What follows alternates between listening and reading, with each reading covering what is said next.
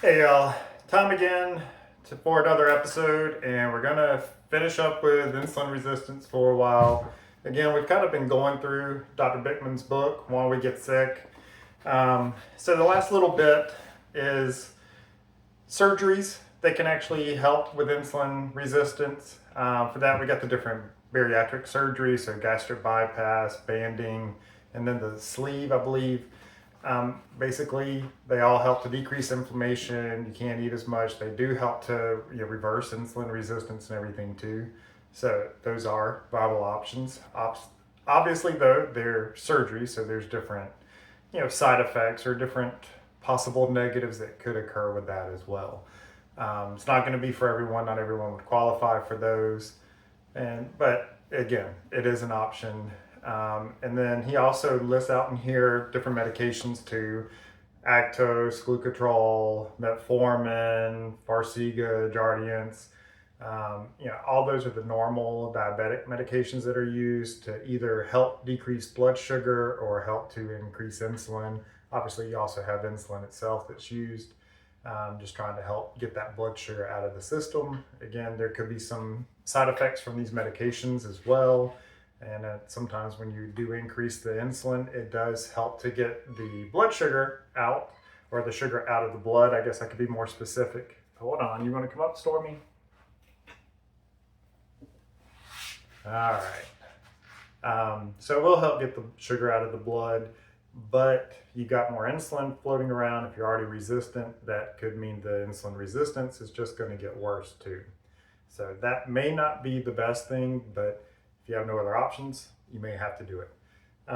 He did not talk about the GLP-1 drugs. I don't think that's an omission on his part. I just think when the book was, released, those drugs weren't released or weren't very popular then. And so that is something that's been new in dealing with diabetes, weight loss, and they do have some different anti-inflammatory effects. You know, the what you see regarding those is mixed, and we've done a video before talking about them a little bit. Um, I do think the people that are big proponents of them, I think they are a little too high on the benefits and don't talk at all about the possible negatives. And then I think the people that are against them talk only about the possible negatives that could occur and don't really talk about the positives. So I think the truth is somewhere in the middle. They are not wonder drugs. They do not affect metabolism, different things like that. They just help you to eat less food. And so if that's something you really, really struggle with, that can be very, very helpful. But again, they are medications, so there are possible side effects, gastroparesis, and other things. The good news on that front, it does seem as they advance those medications that the side effects become less, and also that they seem to help more and more people too. So again, go see the previous video where we talk more about that. It might be a good idea to buy the book because he goes through those different surgeries, the different medications. Sorry, Stormy's playing with my arm. And he kind of lists out how they work. So, I mean, again, sometimes aspirin's used because it can help decrease inflammation, which sometimes can help out on insulin resistance too. So it's not just your more usual diabetic drugs that we're talking about. And then he kind of finishes up with what to do about it. And so I thought that would be probably the best thing. Let's go through some kind of practical, how do you apply all this information possibly to yourself? So, I'll get one way of doing it. I'm not saying it's the only way by any means. There's all kinds of ways, but he does talk about, like testing, fasting insulin, and he prefers it to be, 6 units or below. And so he kind of says, well, if you're at that range, you probably don't need to do anything. Either you're already doing things and that's why it's there, or you're young enough to where you can get away with things. If it's that latter, I wouldn't recommend just continuing doing what you're doing. I would go ahead and make some changes now because it'll save you a lot of headaches and heartaches in the long run. Stormy, no, she loves that microphone. All right, and so then like 7 to 10, I think was his next range. And then you want to maybe start making some modifications with diet. And then if you're like 10 or over, probably want to make several changes. That's the way he kind of lists it out. Definitely what I would do if you're not already doing it is start to exercise. if I had, I guess for me, again, I'm biased more towards the resistance training than just cardiovascular work. I like both, don't get me wrong, but if you have to pick one, I think you're going to get bigger benefit from the resistance exercise. Again, especially if time is an issue, some of the research supports that just looking at it from an insulin sensitivity perspective. I'm looking at it from a much more holistic perspective. I think the increased strength, the increased muscle gain, and different things like that versus cardiovascular training is going to give you other health benefits beyond just the insulin sensitizing effects. Um, Ideally, I would say do both. And the cardiovascular work does not actually have to be very strenuous or very hard. Um, I've got other videos posted where I go on different walks, and I keep those walks very easy, basically at a pace where I can still carry on a conversation. So my heart rate is 130 or less. It doesn't get over that. Um, and you can do that starting like, you know, 15, 20 minutes.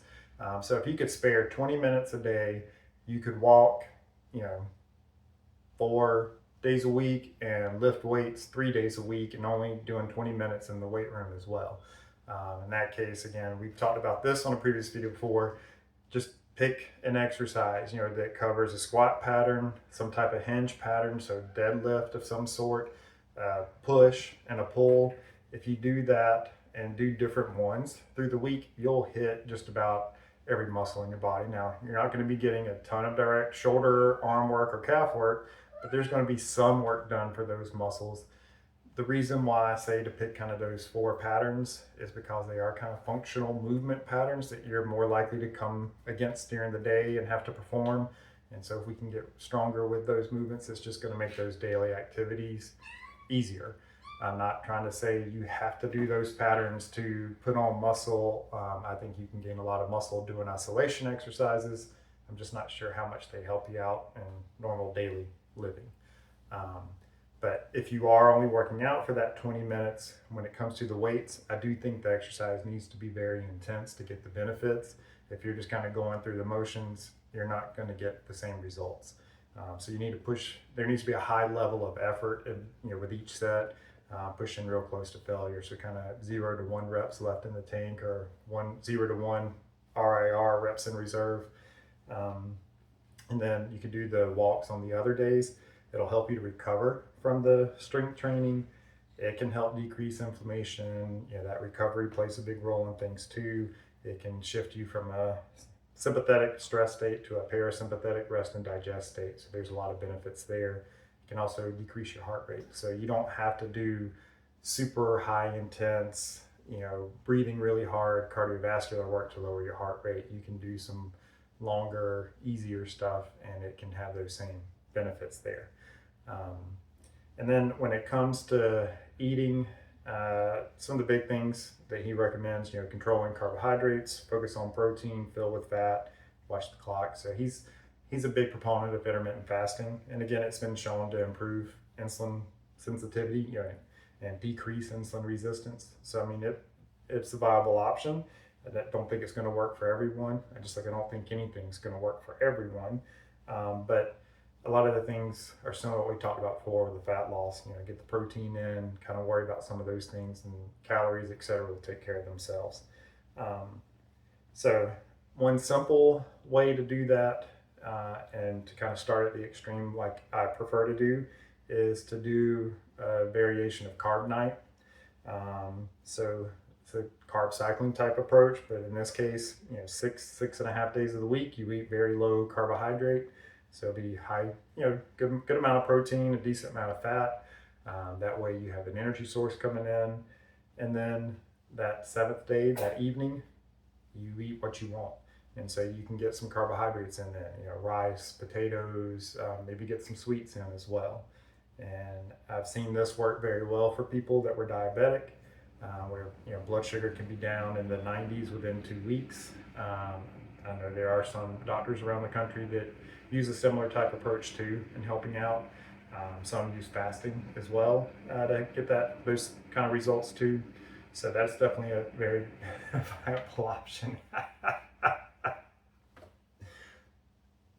Stormy, Did you have to make your appearance?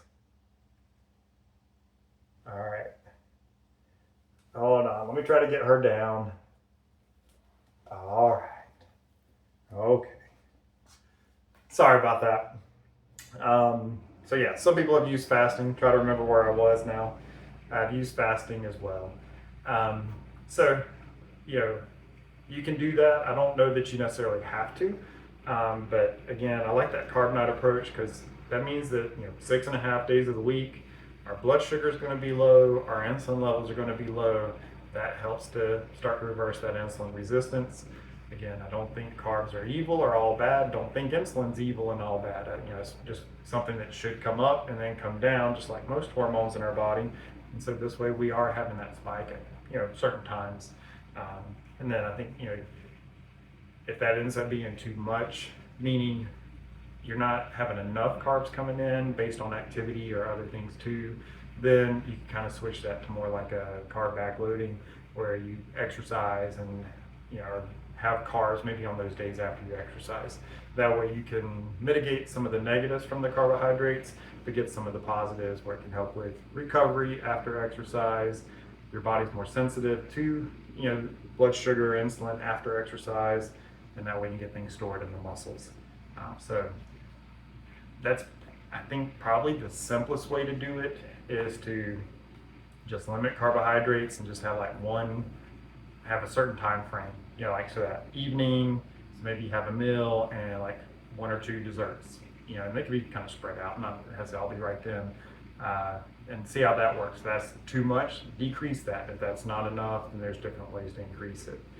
He did recommend in his book too the Eat Rich, Live Long from Ira Cummings and Dr. Gerber, I believe. So that is another good book. I recommend it. They got some different thoughts in there about how you can kind of figure out your optimal carb intake on more of a daily basis. And some people are going to need that real low amount. Some people are going to need a much more moderate amount. So there's a lot of factors that go in that. So you can't just give a one size fits all for everybody. But my recommendation would be to start on that lower side, see how that goes. Then if it's not working well, you know what you need to do. You got to go up a little bit. If you start kind of in this medium zone, you don't know what you need to do. Do you need to go up? Do you need to go down? It's not clear. But that's what I would do. Again, there's all kinds of other videos on the channel talking about exercise, talking about losing fat. They could all be beneficial for this. The biggest thing with all of it is just to figure out what it is you can do and do consistently. I think that goes on the diet front and that goes on the exercise front. So, if you just absolutely hate resistance training and don't want to lift weights, then do the aerobic work. If that's what you're going to do and be able to stick to, then that's what you need to do. That's going to give you the best results. Again, if you like weight training and you like doing the cardiovascular, I think doing both is going to give you the best results.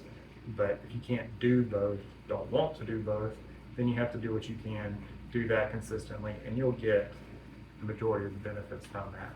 So we don't have to do everything perfectly to get results. We just have to do some things, and that'll give us a lot of the results. It's that kind of 80-20 rule. 20% of what you're doing is giving you 80% of the results, not the other way around. 80% of what you're doing is giving you 20%. And then you need that other 20% to get the remaining 80. No, it's do the 80% or that 20%, you'll get most of the results. Then you can add a few things on there to get up in the 90%, So again, with that, the main thing, find something you can do, be consistent with it over a long term, and you'll probably get the vast majority of the benefits. So I appreciate you guys watching this. Sorry for Stormy jumping on my shoulder. Maybe it made you laugh at least. But thanks for watching, guys. I appreciate it. Hope you have a great day. Please like, subscribe, do all that fun stuff, and I'll see you next time. Bye.